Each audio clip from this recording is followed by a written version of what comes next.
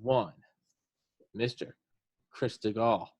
Take two, because last week we started and my internet cut out. And really good stuff. Yeah. Do you remember Jocko? Yeah, I know, right? It was awesome. It was great content. And yeah, it was the best stuff you never heard. That was the greatest private conversation with a stranger I ever had. Right? I know. I saved the video, but there's no audio. So my hope is I put it on an external. I hope one day maybe I'll be able to hire like a lip reader. It'll be like that those World War I movies where they get lip readers because there's no audio, right? It's right. In 100 years, they'll be like, what were these men talking about? And it's just the dumbest conversation. It's just like, I used to get drunk. Me too. They were hoping for some profound shit. But yeah, last week, internet cut out. Do you ever listen to Jocko Willink, the Navy SEAL? He's been on Rogan a couple times. I have not, unfortunately. I'll have to look him up. He's awesome. He's great. His whole thing is just owning all of your problems. And if there's a problem, good. You know, someone you love died, good, get stronger. You know, you win the lottery, good, you won the lottery. No matter what, he just says good. And that's smart. I was so upset. He's a SEAL team commander in Ramadi. He's an amazing guy. Yeah, those guys are made of different stuff, aren't they? A different breed, cut from a different cloth, not like you and me. Let me get my hang on. I'm going to get some earbuds here. Do you mind? Yeah, you're good. So I mean, go ahead. I don't mean to interrupt you. I just got to get. Dude, not at all. Do whatever you want. It's so last week I was so I've never had the internet fully just drop like that, and I was so upset. So you beefed it up, did you? I said finally after like an hour of pouting like a 4-year-old, I said, and yelling, I'm sure my neighbors heard me. Fuck. But after yelling, I said good, and I went and I got this little thing. It's called a jetpack from Verizon, and it's like you can connect it to your computer. It's absurdly expensive, but it's like 15 gigs of basically cell service, not hotspot. It's like crisp, clear cell service. And I got that, and I'm like, you know what? And when I'm having a guest on that I do not want to drop, you, an author, anyone but me and my stupid friends, flip on this puppy. So Jocko Willink, good. Now I have a backup plan. So well, it looks like it's working. It's working great. It better work, or I'm going to sue them. But yeah, we had an awesome conversation last week, and that's, you know, you can't really recreate that. So I don't think. No, that's all right though. We'll figure out a new thing to talk about. Who cares? Yeah, we'll just start. So originally, when I saw, because my mom's listened to you for years. She loves you, and I always hear you talking. And where does your mother live? Downstairs, because I'm at my parents' house. No, I mean, like what? Well, okay, well, where do you live then? Ocean City, Maryland. Okay, so did she listen? She listened to the Philadelphia show or the podcast, or both, or neither? I think Philadelphia show. Did our show get all the way to Ocean City, Maryland? Apparently. Okay. Yeah, because see, I don't know that you would know this, but if your mother listened, she'd know. I was on a radio show in Philadelphia for like 10 years, and then they fired me. And now I'm on another radio show in Philadelphia. And I have been for the last year. And I just signed, actually, you're talking to me on a good week. I just signed for another 2 years. So, yeah. So I was really, really lucky and blessed to be able to make the move. But after 10 years with this one station, they that's for another show. Yeah. But so anyway, that ended. And then this station in Philadelphia that had no local programming, they hired me a year ago and said, we want to try to do a local morning show with you. I said, all right, let's try it. So we did a year. And then they said, let's do another 2. So we just signed the deal. And Tommy, I just launched a new show back on my old station in Kansas City this week. So I'm actually doing now a morning show in Philadelphia, my daily podcast in between, and then my daily show in Kansas City from 10 to noon Central. That's my new schedule, week number 1. Done. Damn. No, it's ridiculous, actually. That's a good problem to have, though, right? It is. That's like the Navy SEAL said, it's good. Good. It's good. I can't complain. Good. Man. I mean, like you and I talked about, anyone else listening to this podcast knows kind of my story. And you and I talked about last week, basically how I got onto podcasting. So I'm not going to beat that into anyone's ears that's already heard it. But yeah, it's a good problem to have, right? It is. And, this business is, it's changing. I mean, guys like you, when I was, I don't know how old you are, you told me what, 30 something, 20s? 30. Yeah. I mean, when I was younger than that, I guess in my early 20s, and I wanted to get into radio, you had to intern and it had to be the radio. There was no such thing as the podcast. Yeah. And And now anybody can. I mean, if you're any good at it. But what you're going to find out is you're finding out, and as people find out, everybody thinks they can do this. Not everybody can do this. I don't know what I'm doing. I have no idea what I'm doing. Well, that's okay as long as you're interesting. Yeah. I mean, the thing is, this is true. There are people that do this and are just painfully not interesting, or they don't want to put the work in. Yeah. And so it's like, what I can't stand is people that don't respect it enough to put the work in. Like they do 3, 4, 5 episodes and then they get bored. Yeah. And it's like, well, then you don't love it. Yeah. You don't love it. You just did it for vanity, right? Yeah. It's like the Charles Bukowski quote. If you're going to go all the way. Otherwise, don't start. Yes. There's no other reason. Like if you're going to do it, do it. It's the landscape is littered with podcasts where people thought, let's do a podcast on fill in the blank subject, and then fried themselves after 2 or 3 episodes because they got bored. It's work if you do it well. It is work. It is, and it's like all things. It gives you a little beginner success. You know, the first couple episodes, you're like, I'm a natural. I'm the best ever. Like, move over, Rogan. Here we go. And then you get to like the second week, and you're like, oh man, I am at the base of a mountain. And no one cares. You're like, I'm trying to build a podcast to make money. And they're working their job, paying for their screaming babies' diapers. And they're like, I don't care. And you're like, but I just want to make money. And they're like, I don't care. Yeah. So, yeah. Email. No, it's funny. Everyone's doing them. Everybody's got a podcast. Yeah. But only a few of them are worth a damn. Yeah. Yeah. You know, that's the hope, is that you're making one that's worth a damn. I don't know that I'll be helpful to that end, by the way, but thank you for having me anyway. You are far too self-deprecating, sir. You're a great guest. It's I think as I said last week, like I lead with like, more famous people, Mike Durant, Block Hack Down, right? Yeah, oh yeah. I lead with that as to give it an air of validity, and this isn't just I'm some crazier person than I am, but I'm finding what you said last week. I don't know if I'm as interesting as him. And then I also got in touch with the head, Rob Manning, the chief NASA engineer for the Mars Curiosity rover, which is the one they sent over like 6 years ago. And he's going to do it. But at first, he wasn't sure. And I wasn't sure if I had to win him over. And he said, he goes, I don't think I'm as interesting as your other guests. Why do you want to talk to me? And I was like, sir, with all due respect, you drive RC cars with a range of 93 million miles, right? And he was like, all right, so he's coming on October 8th, but maybe I need to stop leading with those. Well, it's intimidating. It's for sure intimidating because, when you're somebody that's that accomplished, you don't have to be interesting. Yeah. Because your resume precedes you. So it's like, you don't have to be dazzling or entertaining or funny or anything else, because it's like, well, F you, man. I built a Mars rover. I don't care whether you like me or don't like me. Yeah. My check cleared just the same. Exactly. I got my picture with the president. Like, all right. But I finally talked him into it. He's like, all right, I'll do it. So I was like, all right. But yeah, I don't know. It's kind of what got me to originally email you last week is that post you made, uproar about Aunt Jemima, but cuties, it's just like, oh, stunning and brave, evolution, progress. And it's like, you have these girls who haven't learned to use a tricycle yet, and they're twerking, and everyone's like, brilliant, America. That's right. We took a lovely matronly black woman off a pancake mix box out of a fence, and we keep 11-year-old girls dressed as strippers on movie posters.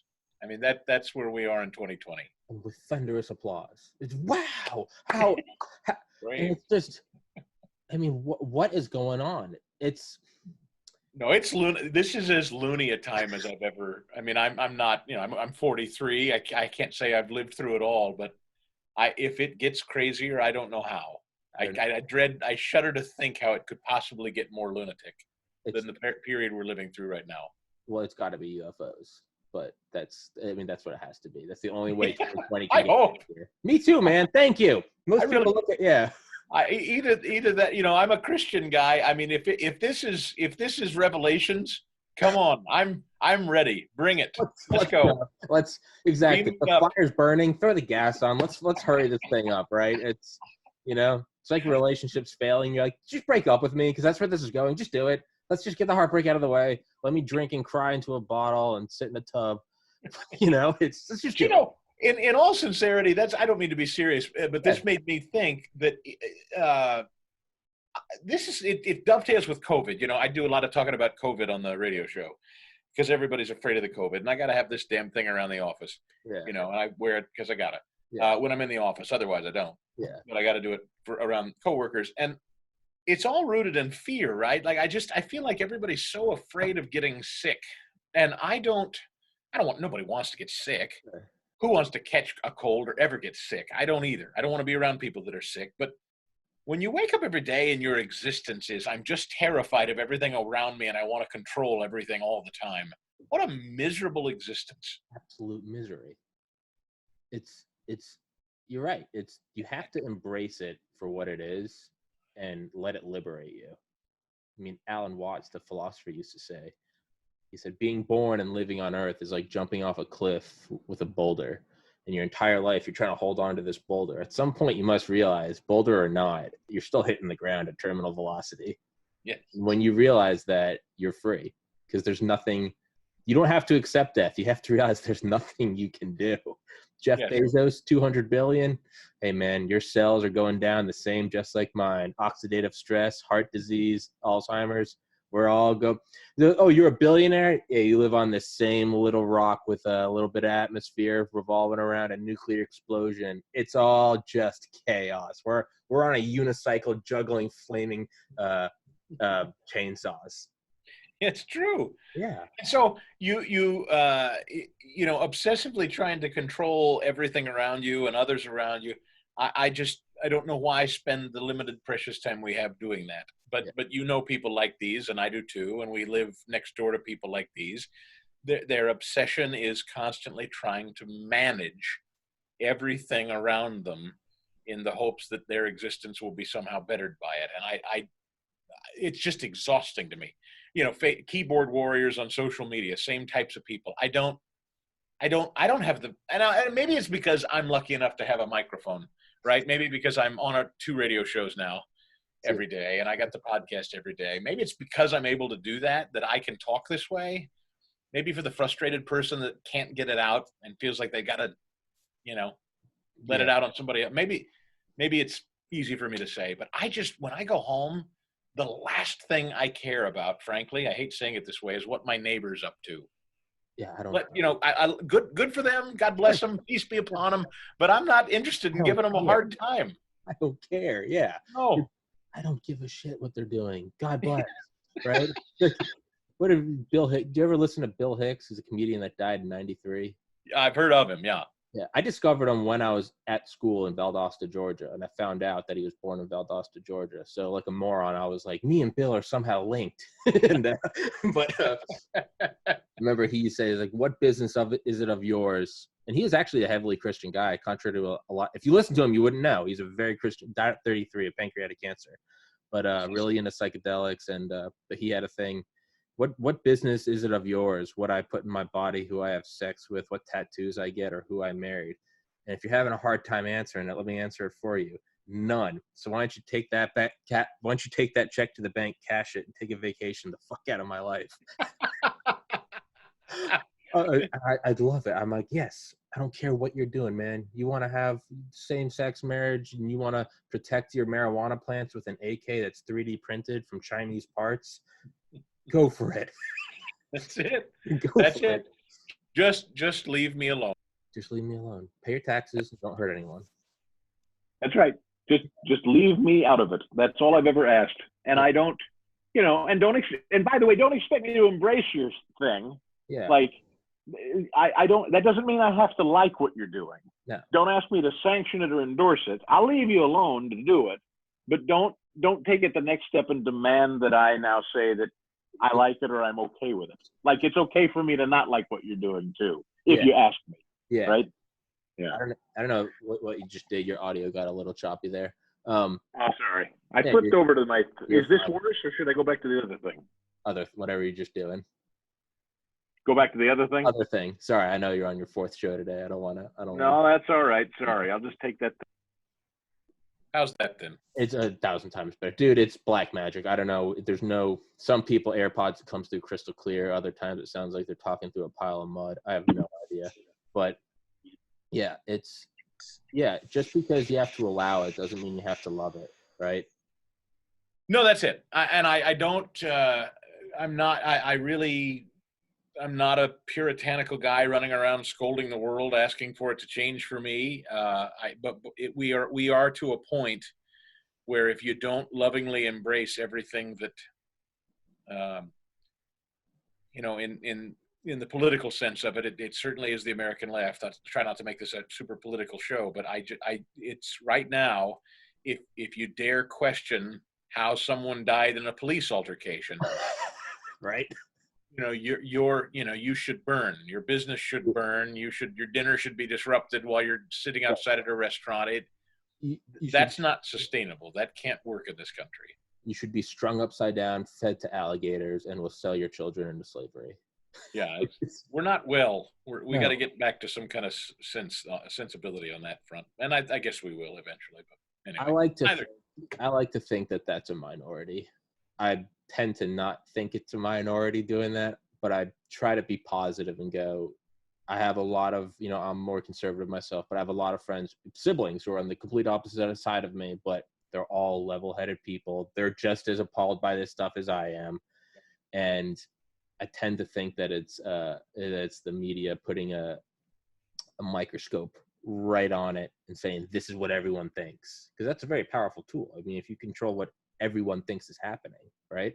Oh, exactly right. Yeah, cable news has just been a cancer to the country. I watch every day when I do these shows. I watch all 3 cable news channels, MSNBC, Fox, and CNN. I watch them on 3 screens on mute every morning, and it's fascinating to watch the 3 of them and the story that they pick to present as the biggest story of the morning. Yeah, I mean, it's amazing the theater that's involved being pumped into. And, my job is to consume it all. Like, that's what I do for a living. Every day, I do nothing but consume all this stuff. So, and I'm not saying I'm special or sophisticated. I'm just saying that is my living. That's what I do. So for someone who actually has a real job and raises a family and does other things that they got to do, they got to pick one. They've got time for maybe one and maybe 15 minutes of one of those things. And so I watch all of that and think to myself, all right, if I'm a guy who's got 15 minutes to try to figure out what's going on in the world every day, good luck. That's what we're seeing pumped into our room, our living rooms or whatever. It's pretty alarming that's the worldview of some people. Yeah, not only that, and not to already be like strapping on my tinfoil hat, but I mean, Operation Mockingbird, dude, the sitting CIA director said in the late 50s, William Casey said, when the misinformation program is complete, everything the U.S. public believes will be false because they're embedding all other people. It started in the 50s. It's not a conspiracy. It's completely declassified papers. Operation Mockingbird. Put high-level people, put agency men or women, probably back then it was just men, into all the news stations, and just make sure you just kill the stories before they get out. I mean, the idea that hasn't progressed over the last 75 years is, yeah. So the implication being that stories that ordinarily would be told are not getting told, or vice versa, or misinformation is being told.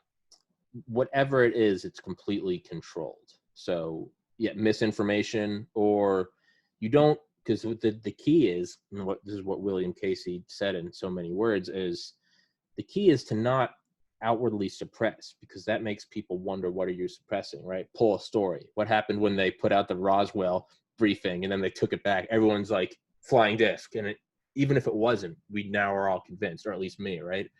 With this is you don't do that. That brings too much attention. So what you do is you embed someone in the actual business, as opposed to showing off Men in Black. You have someone that you don't know. Maybe it's me. Maybe it's you. You're an agency man, and you work within the company. You're a competent journalist. You're an executive, and you guys are, got a meeting, your daily meeting for today's story, and you just go, I'm not feeling this one, and our numbers are saying this. So it's a very organic shutdown. Mm-hmm. So it's Yeah, one of the great journalists, she doesn't so much talk about why or the motives behind it, other than it being political, which is probably more obvious than what you're saying. But Cheryl Atkinson is wonderful.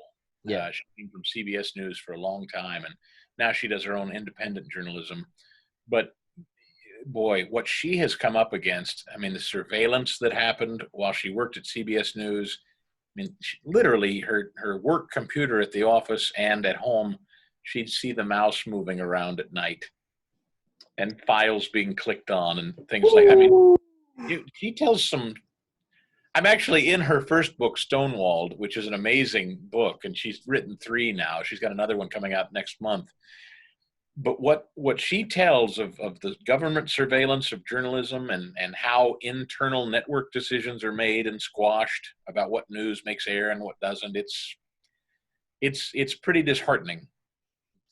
Yeah. I don't think the Fourth Estate has been alive and well for a long time. No.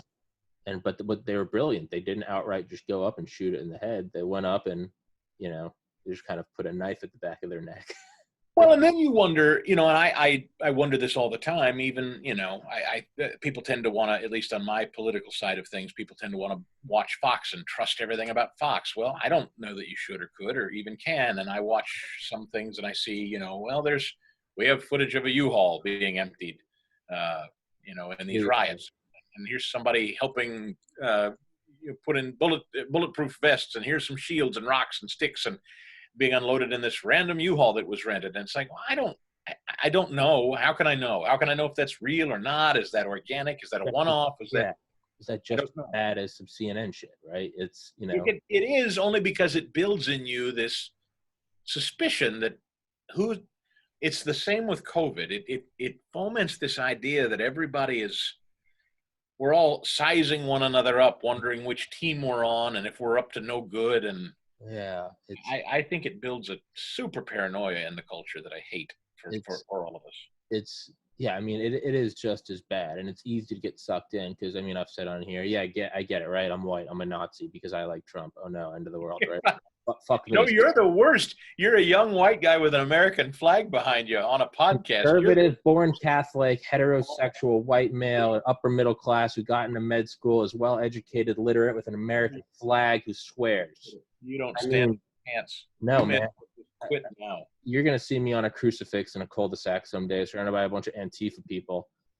No, you need to go get yourself one of those Home Depot tiki torques and just charge the square right now. Take it anyway. You know what? All right, let's do it.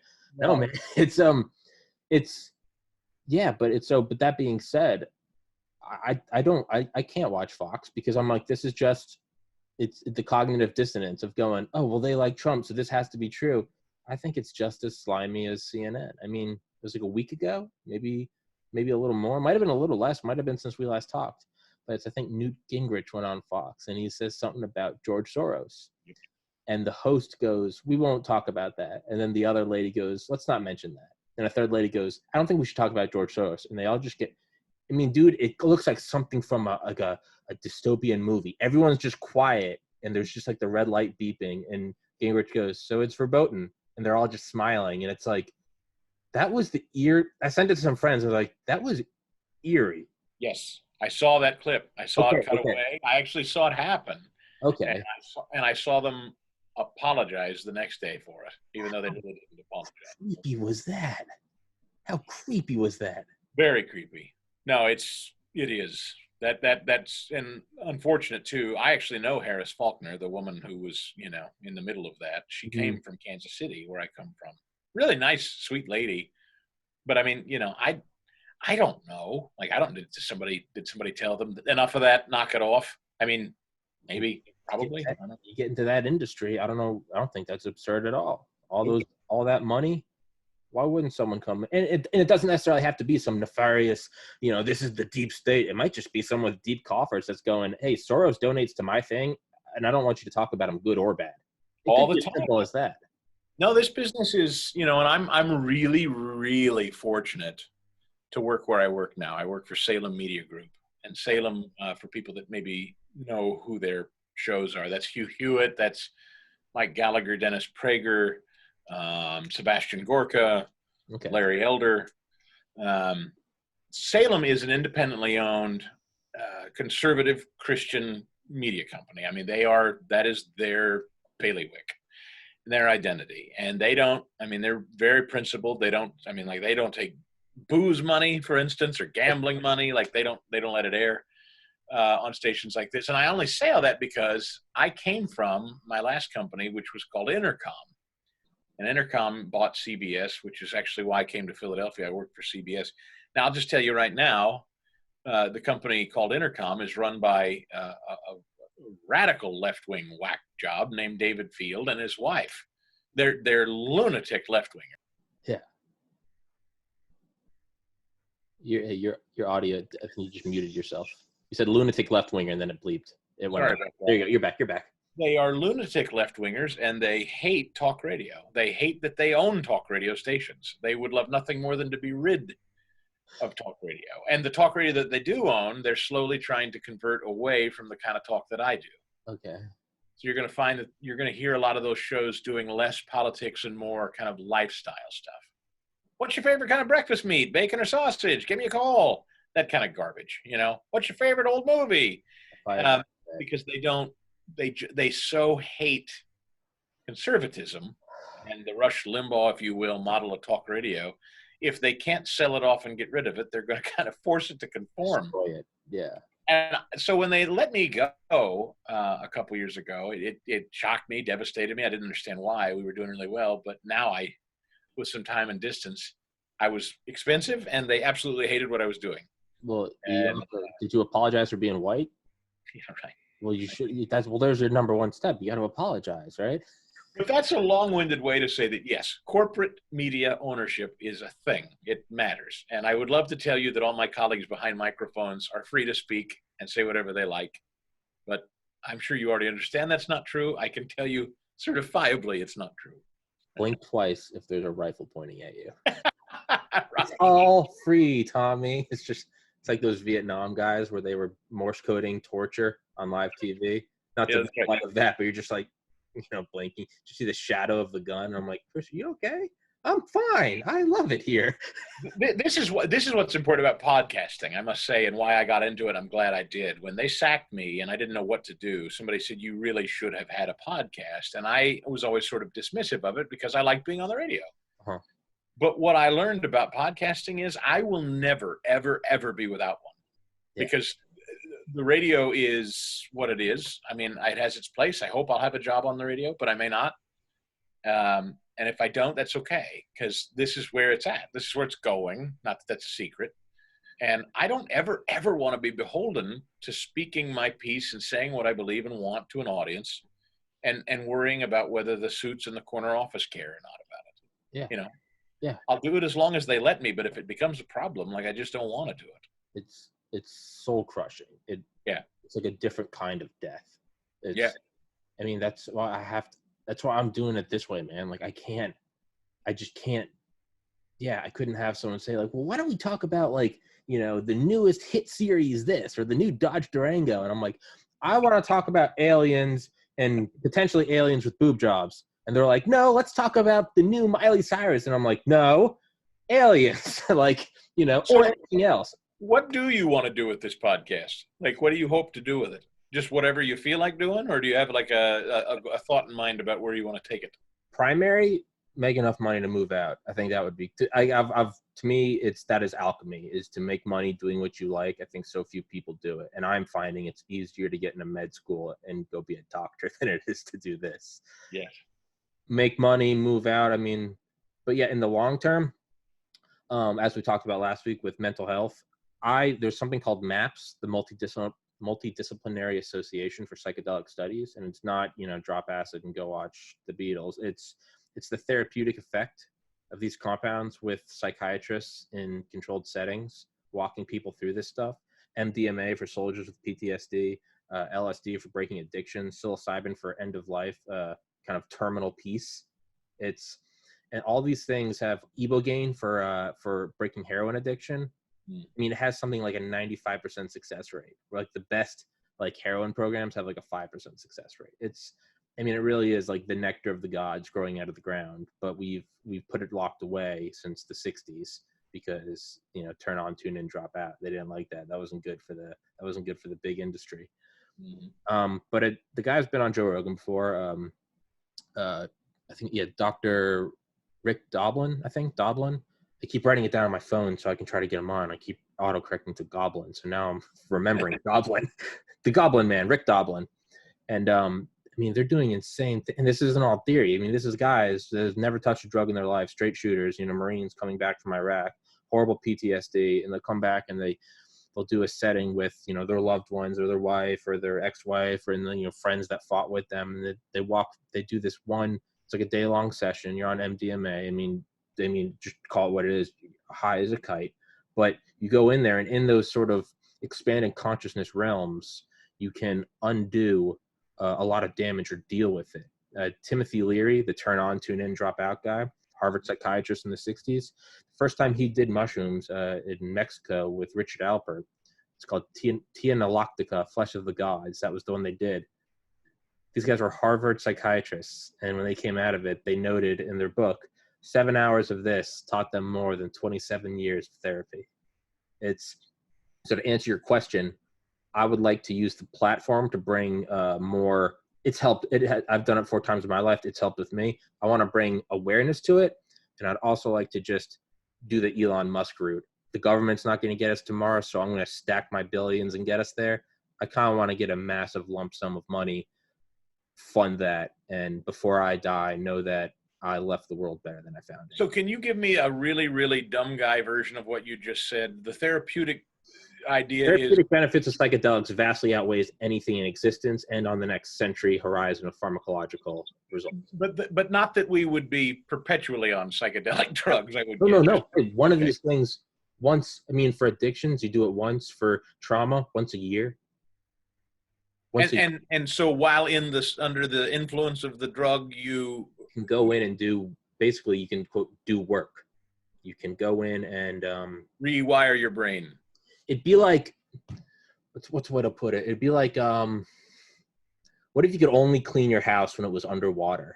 Well, if one day a year you could just put on a scuba suit, go down there, you could put away all the dishes, do all the laundry, nail in the stuff, change the lights, and come back up. It's going to build up again, but not probably for another year. You can come back up and you just have to sit up here. You don't have to be underwater. So you can do work in that realm. So that's okay. So this is no. I just conceptually, it's a broad concept. Yeah. You is it anything like? I don't mean to dismiss it and make it sound minimal, but is it anything like hypnosis? In the concept of if your behavior is such, you can be hypnotized out of it or fixed out of it somehow. No, it's they show through fMRIs, functional MRIs, where they look at your brain on a live feed and they tell you to listen to music and they see that part of the brain light up or whatever. With fMRIs and psilocybin magic mushrooms, it's called global connectivity, and there's a way that the brain rewires itself and connects with itself in ways that you can't do under any other circumstance. So this is not behavioral. We're not talking about behaviors like there's a physical effect, and in that effect you go in, and what I imagine with my limited mind is you make a behavioral change. But the problem is getting to that unlocked area. Like an alcoholic, in theory, under psychotropic drugs would be able to cure his alcoholism? LSD was originally the last step of the AA program, but it was taken out. Really? That's right. And then they replaced it with what? Higher power. What was the higher power? It was an actual higher power. Yeah, I did it 4 times in my life, all after my brother passed. Once before, and that's when I realized I didn't want to go to med school, and that was something that had been bubbling for 3 years. And then I took it and was just, I don't want to do this. In each of the 3 years immediately after my brother's suicide in 2014, I did it, and that helped me work more through everything else. And the last time was when I realized I was like, I'm going perpetually downhill. I need to move home because I feel that I am at a threat of suicide myself. It's a level of clarity. And when you say did it, you mean you take the drug, you ingest it, and then are people physically working with you, or you're just in this state? I did it myself because all this, it's all highly illegal. It's more illegal than heroin. It's So scheduled. what happens while you're high and out of it? You know, what is the sound of one hand clapping? It's you. You mean you just float around high, and then when you come out of it, you sober up, you're cured of whatever's ailing you? Is what you're saying, or? Nope. And that's the misconception, is that you just take it and it changes things, like an antibiotic or something. You can take it all you want. If you don't go into it and sort of face the demons, nothing's going to happen. If you want to take it and just go watch a concert, that's fine. Probably have a good time. I've never done that. You can. Are you saying, now this is this is a broad concept. I didn't see this coming. You can be conscious and unconscious simultaneously. You're consciously going into a state of almost unconsciousness. Not unconsciousness. It's. Well, you don't have your faculties in your traditional sense. No. You wouldn't want to be driving. You wouldn't want to. I've always done it. The first time I did it was with a friend. Every other time after that, I did it alone. I set the whole day out for it, and it's and there are much more scientific ways to do that. Right now, currently in 2020 going on, are the Harvard and Johns Hopkins psilocybin studies. They're doing this. It's So to answer your question, what do I want to do with this podcast? Primarily, I want to make money and move out and kind of live my life. I want to talk to people. I love talking to people. Sure. Long term, what is the big, where do I find the fulfillment in it all? Because you can just make money, but ultimately, if you're just making money, at some point it gets old. Right. As someone that did get into medical school and was wildly interested in this, I view it as I think we will look back at now just like we look back pre-Joseph Lister, before, germ theory. When they would cut open one person, doctor would take the knife, wipe it off on his forearm, get the next person, and, maybe spit on it, clean it off. All right. And then we wonder, how come they're all dying from, because we didn't know what infections were. I think we're going to, I don't get it. We covered him with leeches and we said a prayer and drew a chalk pentagram around him. He's still sick. Well, it might be the tumor, right? We all wore a mask and we still got COVID. Exactly. Yeah. I think we're going to be looking back at mental health. And I think what we have right now, Zoloft, Wellbutrin, Prozac, all those, I think they're the right step. They're like, it's the right step. It's like dipping the knife in water. But what we're learning is that you got to sanitize it entirely. Not saying you have to sanitize your mind, but just that jump in an era. I think. What is different then fundamentally between, and could you get addicted to that behavior? Because you and I talked about our struggles with alcohol. Why then couldn't I get just as easily hooked? And I've often thought about, if I've never done harder drugs than alcohol. Sure. But if I ever did, I always thought to myself, oh, I bet I'd love them. Yeah. I bet I'd love cocaine if I tried it. I always thought that. I'm afraid of those. I've never done it because I think I would love it. That's my thing. And so that's my question then. How is that not maybe in a problematic way for some people? Oh, it definitely is. I mean, they're not chemically dependent. Not like caffeine where you don't have your coffee and within 2 hours you got a migraine, you hate everybody and you're like, just shut up. Like that, or alcohol withdrawal, shaking. There's no physical dependence. Okay. Now, do you get dependent on the feeling? No less than you'd get dependent on sex or a cheeseburger or not getting out of bed. So where do you come into that problem? Self-discipline, We're free to go buy hamburgers. They're not illegal, Not yet. Not yet. No. If you get fat, it's on you. You can't sue them. So yeah, would you get addicted to this state? I think you could easily. But I mean, it's just, what are you going in for? Are you going in for a good time, or are you going in to get rid of this pain that's eating your mind alive? Sexual trauma growing up, addiction, losing a sibling. Again, anyone listening may be like, how the hell does this podcast have anything to do with that? Elon is using the profits from Tesla to go to Mars. Tesla has nothing to do with Mars. It's the profits. What I want to do is build this into a platform, and I want to get money from it and ultimately use that to sort of hand it off to someone much smarter than I, actual pharmacologists, anesthesiologists, people that design this stuff. Give them the money to do the funding, where all the doctors are. I don't want to do it. I'm too stupid. That's amazing. That's a hell of a goal. It's an insane. And it's a multifaceted goal. That's most people don't have a multi-tiered, multi-dimensional goal like that. That's really impressive. And it sounds great, and it's going to make me sound like a much better person than I am. To me, it's more so like I have found, and I know we're going way over. I told you I'd let you go at 30. That's all right. Is what I found is that as much as I love achieving a goal, there's really nothing better than working towards the goal. Because when you achieve it, you're kind of empty, right? Yep. So like this podcast, this is episode 196. To date, it has made a whopping $9 from Anchor. So shout out, got those pennies, get at me. But to this date, yeah, it hasn't made. So what will be the big thing?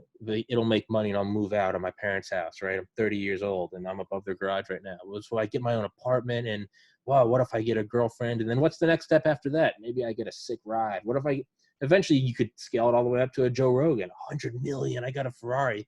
But at some point, you got the thing and then it's just empty. So to me, I'm choosing to really kind of cause a renaissance in mental health. It's just crazy enough that it might be able to be done, but in all likelihood, I won't see it before I die. So I'll always be able to work towards this one goal and never beat it. That's lovely. I love it. I wish I had something that big to think about. I don't. I mean, it makes me now consider I ought to find something bigger to think about. Because I really don't. I don't have something that big I think about. I don't imagine achieving something that's, to me, it's not some like, I'm going to do this great thing. I look at losing a sibling to suicide and just the inexplicable feeling of pain on my family and myself. Yes. And how now 6.5 years later, I feel like I'm just now, it's almost like one of those like big punching bags. You knock it over and it wobbles and it comes back up. It's been 6.5 years and I'm just now like, all right, I got it. It's like Rocky, like, I didn't hear no bell, right? That's how I feel. But for the last 6.5 years, I've been like, kill me now. Yeah. So it's not that it's coming from some idyllic, I want to make the world better. It's more so like, it's something I'm very passionate about. And I don't want as few people as possible to experience that. If it hadn't happened to me, I'll be honest, I probably wouldn't give a shit. My goal would be, I want to make money, right? I want a gold Ferrari. But because of this, it's like, it's, whenever we, go rent a lake house, I remember growing up, my dad would always be like, leave it better than you found it. Like, clean your rooms, like do or I'm going to crack you. It's leave it better than you found it. And to me, it's like, no matter what happens in this world, God or no God, afterlife or not, whether we create a good society or we burn it all down screaming, I hate Trump, or send nuclear weapons, whatever the answer is. Like, in my little corner of the world, like, I can't create utopia. I can't give drinking water to everyone. I can't get us to a different planet. Like, I don't have socks on right now, but I have shoes. Like, I'm hanging in there. Yeah. I got duct tape on my brain. It's but I do have that one little circle. I feel like I'm, with my own experiences and losing someone, with my own experiences, having somewhat of a grasp of biology. Didn't go to medical school, but got in. And my own experiences with depression, and then also seeing how much these things helped me in just 4 afternoons in my whole life. I feel like I got to try to put the pieces together and at least make that an option for like future generations, right? I feel like that's like an obligation of mine. It's, again, sounds great, sounds romantic and idyllic. No, look, it's something bigger than yourself, and that's always good. When you're able to look outside yourself and you want to put your energies into something that's bigger than yourself, I think that we should all want for that. That's probably the problem for most of us, is that we're all far too self-involved. Yeah. I mean, you have a goal that's beyond your own enrichment. I think that's wonderful. That's remarkable. Thank you. I mean, there's still a lot of ego in it. There's like, I want my podcast to get big. I want to make money so I can buy a 8K TV to play video games on. Like, there's still a lot of like shitty ego. Like, I'm going to do it just so everyone can say that they can't say I didn't do it. But I look at that as like, I want it to be, because if I can do something like that, even if it's just push the domino in the direction, to me, my brother's suicide won't be in vain. It'll be like, okay, it was for something, right? It's something happened. Someone, you can't watch America fall out of censorship, because then it's like, what about all those guys that stormed Omaha Beach on D-Day, right? And it's like, what? So is that for nothing, right? And it's, so you got, speaking of free speech, that's why I wear my Winnie the Pooh shirt now. So it's a shout out to Xi Jinping because they banned it in China. So it's just the little things, right? My great uncle stormed the beaches of Omaha. I've got a Winnie the Pooh shirt on. Pick your battles. So it's, I'll take down the CCP and do mental health, right? It's you got to choose your little corner and make it a little better, right? That's it. So for you, man, it would be whatever. It would be, you just choose whatever is important to you and just try to get that better. Well, most of my young life I have spent doing nothing but pursuing my career, and I felt at a pretty high level. I didn't, I wouldn't say I got to the pinnacle of where I wanted to be, but pretty darn close. And I'm content with that. But here's what's challenging, and here's what I have found. Men do this particularly.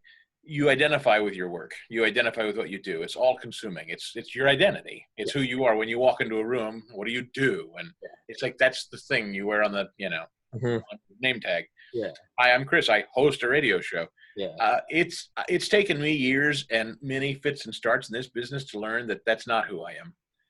And for me, it's my Christian faith that I've worked a lot on in the last several years to realize that this is so fallible and so short-lived and can be taken from me, and it's fickle, and clients come and go and listeners come and go, and maybe I'll lose my voice someday, God forbid, or maybe I'll get sick, or I don't know.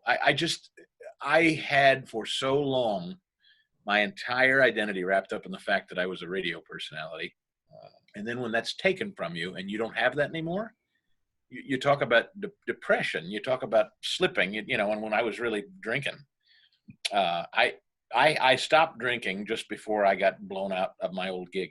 And had I not, now for me, I believe it's spiritual.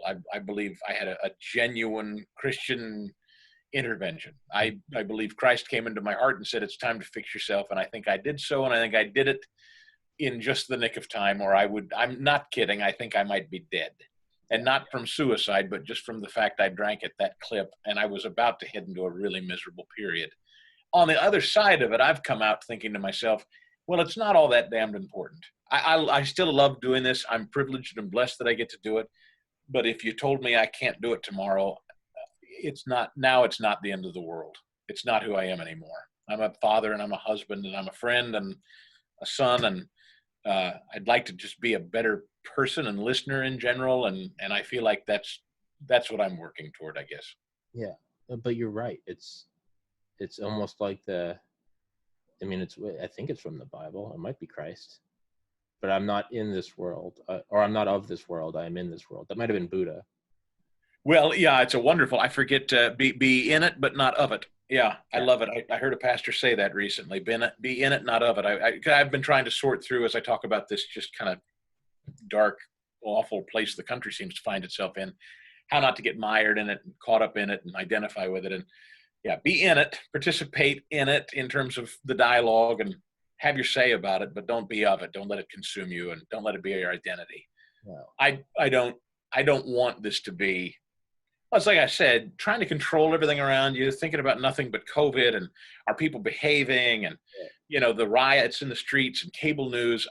I go radio silent on my weekends now. I completely detach from all of it. I ignore it all like the world's not even happening for 2 solid days. And I'm about to go to it. In fact, that's what I'm going to do right after this, is completely unplug. And if I didn't, I don't, and if I didn't and I was drinking the way I was, Tommy, I honest to God, I don't think I'd be alive right now. I really don't. Dude, I don't think if I had, come home, I don't think I'd be alive, man. Suicide or just, whatever the hell I was doing. Man. It's mental health. I mean, I meditate every morning. It's, I grew up, I went to private Catholic school for 12 years, kind of became an atheist from like 18 to probably like 26. Mm-hmm. Those psychedelic experience, they kind of open back up the door to where you're like, this is what you feel in there is, that is God, the overwhelming love, and not high, like drunk. I love you guys. Just the clear-headed. You're like, wow, I have running water. My parents are alive. I have my limbs. It's just love. Yes. And then reading, I had him on last week or 2 weeks ago, Dr. Evan Alexander, who wrote the book Proof of Heaven, Harvard neurosurgeon who fell into a coma in 2010. down to 7 days, 1 in 10 million chance of living, and he lived. But he has perfect recollection of. He said his recollection of that is better than any recollection of his real life, and he describes going to heaven, like the stages of heaven, and amazing. That sounds exactly like deep meditation as well as psychedelic experience. So, point of me wrapping around all of this is like, I have had those experiences that I can't explain to anyone, that I can't possibly justify or prove to anyone, but I've seen them, and it's like it has really confirmed, like, I think this is just, I don't think this is all there is. I think this is a very temporary, I think we're putting on the mask, and we're, I think it's like a Hindu idea called Leela. They call life Leela, which means the play. Right now, we've all got our masks on, and no one breaks character. Yes. No one, because you got to, it's role play. No one breaks character. Not Bin Laden, not Hitler, not Gandhi, not Jesus. No one breaks character. But when you die, you go into the green room, and everyone takes their mask off, and they're like, "Great performance, dude." And why are we doing that? We're playing. And I really do think that we're playing or we're learning. And that right now, as real as it is, as real as the pain of losing a sibling, as real as, the realization that Christ comes into your heart and you need to stop drinking or I'm not going to be alive. As real as those are, it's like a very scary movie. It's real, but, every once in a while you feel the movie theater seats and you're like, I'm in a movie. Yeah. Get sucked in, get crazy. It's an experience, right? But then you may go to the bathroom because you drank a massive Diet Coke, and you're out there and it's just elevator music and the old lady checking tickets, and you're like, oh, I'm not actually getting haunted by some 16th century witch. And then you go back in and you get the shit scared out of you. But why? It's because it's a game, or whatever. You're learning. And it's funny how much of it you think you control. I mean, you can convince yourself that if only I do X, Y, or Z, I'll be able to control just around the corner, particular outcome or that. Yeah, it's around the corner. You almost got it. It's right there. If only I can do that. I mean, I've worked. If there's anything I've worked harder on in the last year, it's to stop saying the equation. If only I X, then Y will happen. Just one more. If I can just. That's a Richard Alpert Ramdas, who died last year. He was Timothy Leary's friend. He was one of the Harvard psychiatrists that got fired for doing the LSD experiments. Changed his name. He was like a hustler. He was saving money. He had his own private plane. Sleeping with women. It's all about who's like rubbing shoulders with who. It really was just the rat race. And then one day he took psilocybin and changed his life. And he got fired from Harvard, quit his job, grew his hair out, went to the Himalayas, and like worked with like gurus for like 10 years. Changed his name to Ramdas. And ended up putting the rest of his life towards he wasn't a doctor, but put the rest of his life towards getting cheap, but not cure blind. What is it when cataracts, like laser surgery, cataract removal? Yeah, LASIK is not cataracts, but it wasn't. Yeah. It was before that. It was some surgical thing you could do and basically greatly increase someone's vision. But he did something like gave back vision to 2.3 million farmers in India. Wow. To the poor, because he was just like, I need to do something. This is a guy that had private plane. You can see pictures of him at Harvard. He's got the tumbler of whiskey with the hot secretary. He's got his like Mercedes Benz, and he's just cigar, just balling out, right? Yeah. And he went and because he did psilocybin, and he just went and walked amongst the earth and was like, I just need to change everything for the better. And he still had his flaws. I don't remember where I was going with that, but that's one thing he always talks about. Doesn't it seem like it's just when I'll be happy if I can just, it's always just right there. And he's like, and let me tell you, this is last year or 2 years ago. He's like, let me tell you, 91 years old, it's not around the corner. It ain't there. Because if it's not now, baby, I think that's his quote. If it ain't now, baby, when is it? Yeah. It's not, by all means, plan for the future, but in quotations, it's not there. It's not there. Yeah, and the number of times you've worried about outcomes, and it's like the outcome is coming. It's coming. Like there's no tweaking the outcome. It's just coming. Yeah, it's just around. It's like if you just allow an outcome to happen, that's the piece of my faith is trying to again, not being reckless and irresponsible, but the piece to understand that it's just gonna come. And you can do your best, but sitting around lamenting it and worrying about it, hoping you can control it through worry. I mean, that's scriptural, and worrying about it. You can't control it. Yeah, no. And boy, it's freeing if you can really buy in. If you really earnestly believe, I don't control this, but I believe the best is coming. It's very freeing, but boy, is it hard, which is why we all drink.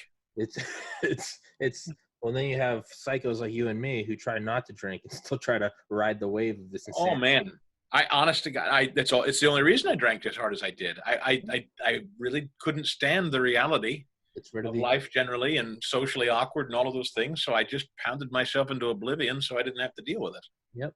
Anxiety's gone. Fear's gone. Okay with everybody. Yeah. Right. Yeah. Hey man, and like we said before, and it's not some idyllic, and I freed myself of that demon.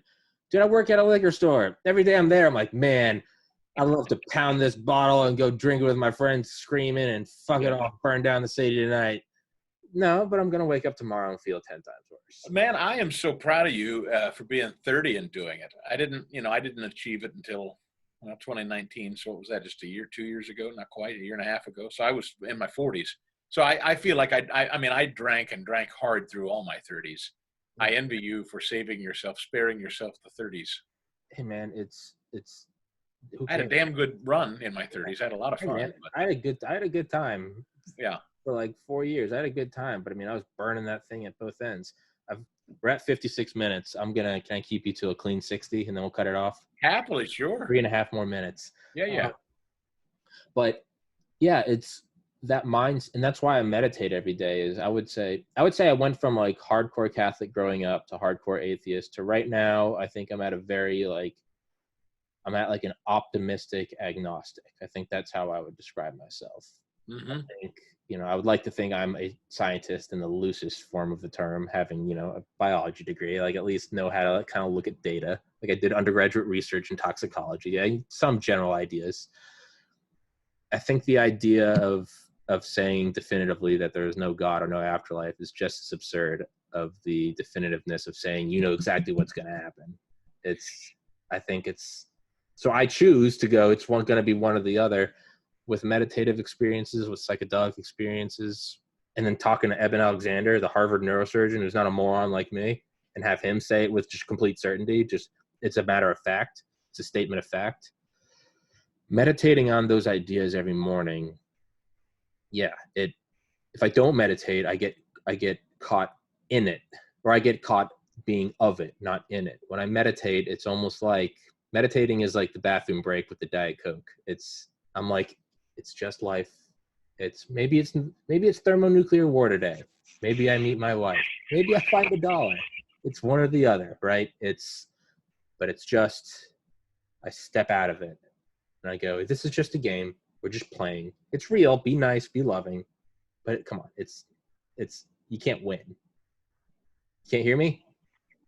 Can't hear me? There you go. There you go. I lost that last bit. I wanted to tell you, because the minute you described yourself, I did one of my favorite interviews of this year with someone that I think you should try to have on if you can, or at least read him. Michael Schellenberger, Schellenberger. Michael Schellenberger. His latest book is called Apocalypse Never. Okay. And it was the greatest interview I ever did with a guy out of, I think, Southern California, Berkeley maybe, he came up in a home.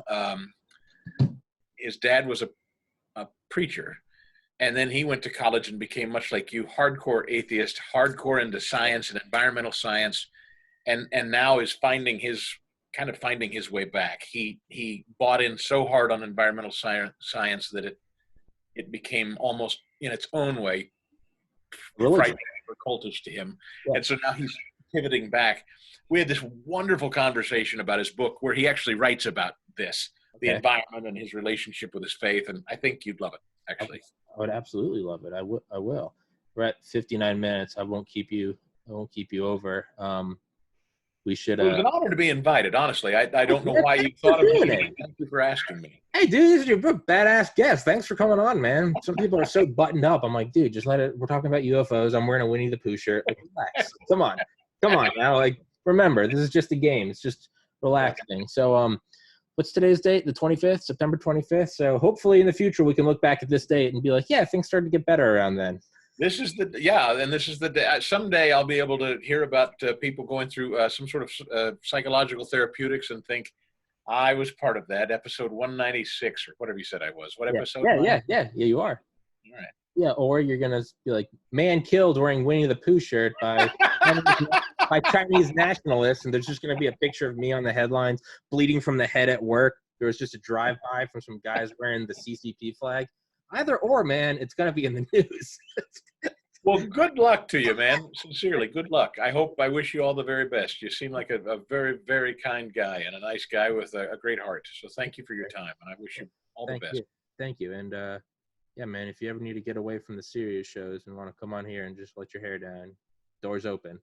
You got my number, my email. Thank you, sir. God bless you. You too. See you, Tommy. Bye-bye. Stay safe.